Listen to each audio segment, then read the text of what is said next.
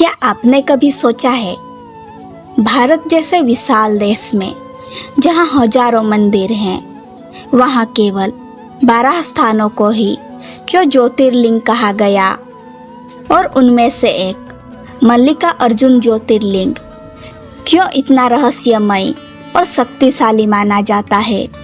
क्या ये सिर्फ एक शिव मंदिर है या फिर इसके पीछे छिपी है कोई एक ऐसी कथा जो हमारे अंदर के दर्द, बंधनों और मोह को तोड़कर हमें मुक्त कर सकती है?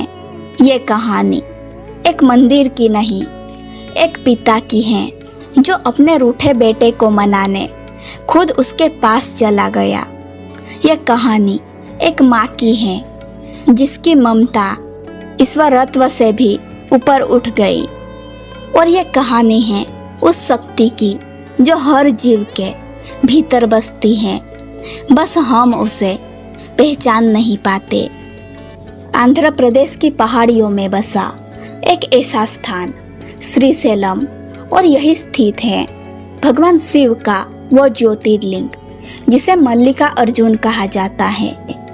लेकिन क्या आपने कभी सोचा है कि इस स्थान का नाम मल्लिकार्जुन क्यों पड़ा? बहुत समय पहले की बात है, जब भगवान शिव और माता पार्वती कैलाश पर्वत पर निवास कर रहे थे। उनके 2 पुत्र कार्तिकेय और गणेश अब विवाह के योग्य हो गए थे, लेकिन किसका विवाह पहले हो, इस बात को लेकर विवाद खड़ा हो गया। तब भगवान शिव और माता पार्वती ने एक अनोखी शर्त रख दी।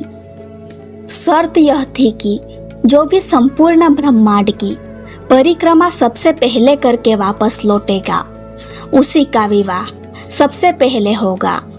कार्तिकेय अपने वाहन मोर पर सवार होकर तुरंत निकल पड़े।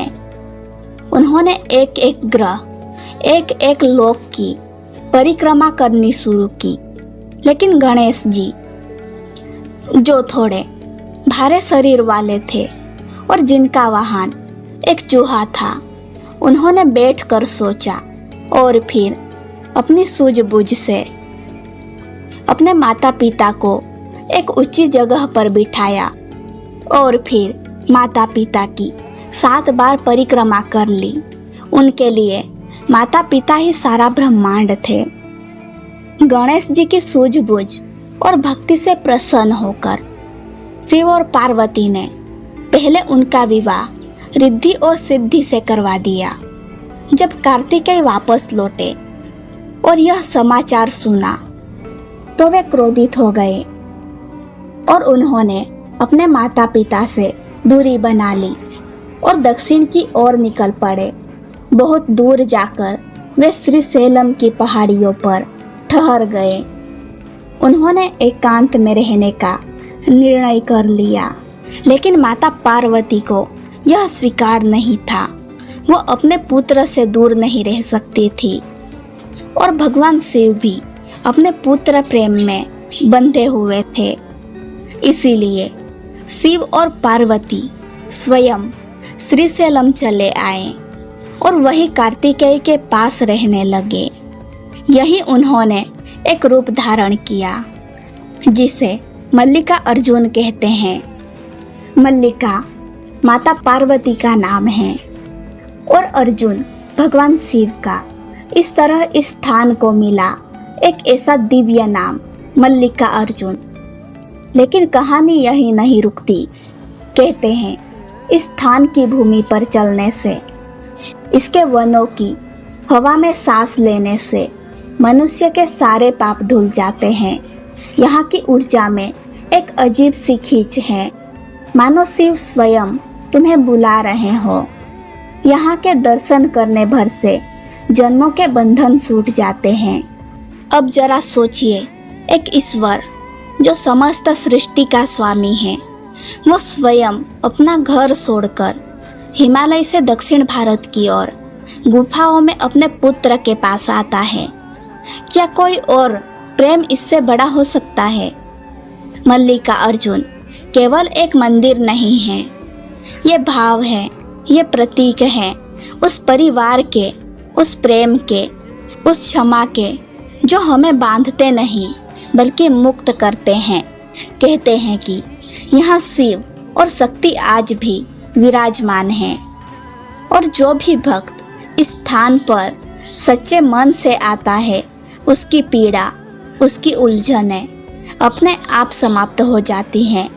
श्रीशैलम के पहाड़ों में कुछ ऐसा है, वहाँ की हवा, वहाँ की मिट्टी, वहाँ की घंटियाँ जब वे बजती हैं तो ऐसा लगता है मानो कोई कह रहा हो, बेटा लौट आओ, मैं तुम्हारे पास हूँ। आज भी लाखों लोग पैदल यात्रा करके कई किलोमीटर दूर से दर्शन के लिए आते हैं।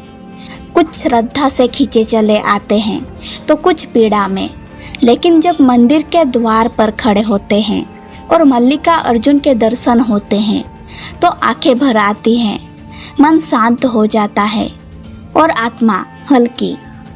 शिव केवल एक देवता नहीं है, वो भावना है, वो वह पिता है जो अपने पुत्र को भूल नहीं पाते, वो वह शक्ति है जो हमें हमेशा माफ़ कर देती है। और मल्लिका अर्जुन वो जगह है जहां आप अपने सबसे गहरे दुख को छोड़ सकते हैं और शिव के चरणों में खुद को समर्पित कर सकते हैं। इसीलिए इसे मोक्ष की भूमि भी कहा जाता है। मल्लिका अर्जुन न सिर्फ एक ज्योतिर्लिंग है बल्कि वो एक पिता है जो अपने पुत्र से मिलने आए थे। वो एक माँ है जो अपने बेटे की तड़प को समझती थी और वह शक्ति है जो हर भक्त को प्रेम से अपनाती है। शिव कोई पत्थर में बंद नहीं है, वो तो हर उस दिल में रहते हैं जहाँ सच्ची श्रद्धा हो और मल्लिका अर्जुन उस श्रद्धा का प्रतीक है। अगर आपको ये कहानी पसंद आई हो तो इस वीडियो को लाइक करें, अपने दोस्तों और परिवार के साथ शेयर करें और आपने अभी तक हमारे चैनल को सब्सक्राइब नहीं किया तो जल्दी से सब्सक्राइब करें ताकि और भी ऐसी ही रहस्यमय कथाएं और कहानियां जान सके। फिर मिलते हैं अगली वीडियो में। हर हर महादेव।